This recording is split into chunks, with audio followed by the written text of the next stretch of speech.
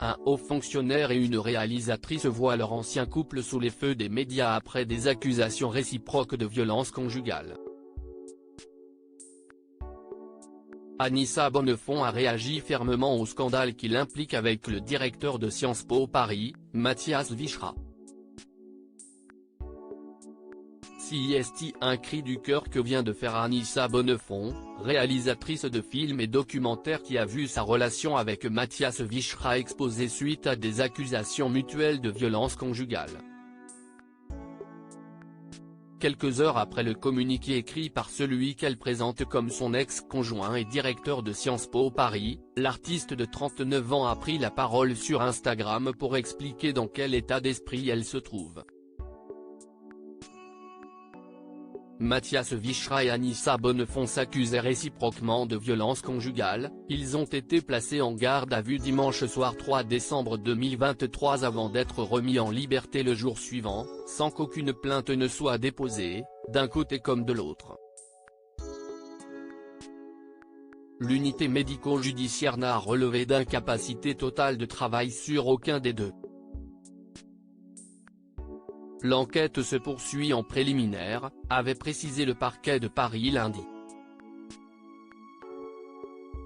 Dans sa publication apparaissant en story, la cinéaste explique être désespérée et sous le choc de voir cet acharnement médiatique autour de sa vie privée et celle de son ex-conjoint, nourri par des faits non vérifiés.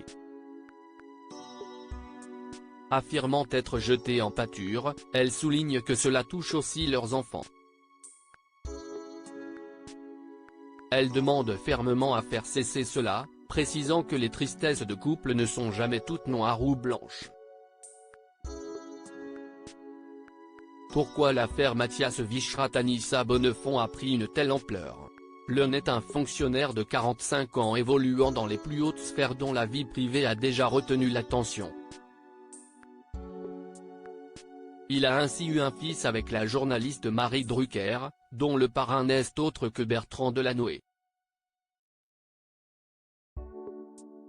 Son ex-compagne est-elle une réalisatrice renommée qui a fait grand bruit récemment avec la sortie de son long métrage La Maison, récit d'une femme à Berlin qui choisit la prostitution.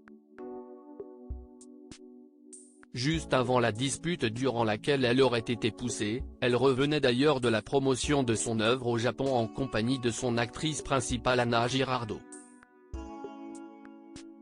Plus encore, la position de Mathias Vichra est très délicate, puisqu'il était censé lutter activement contre les VSS, les violences sexuelles et sexistes, ayant pris la relève de Frédéric Mion, ex-directeur de l'Institut parisien d'études politiques qui a voulu cacher le scandale Olivier Duhamel, président de la Fondation nationale des sciences politiques dont dépend l'IEP accusé d'inceste. Face aux appels à la démission d'une partie des étudiants, Mathias Vichra a écrit mardi aux étudiants, enseignants, salariés, membres des conseils de l'institution pour assurer qu'il entend leurs émotions et leur promettre de les rencontrer très prochainement.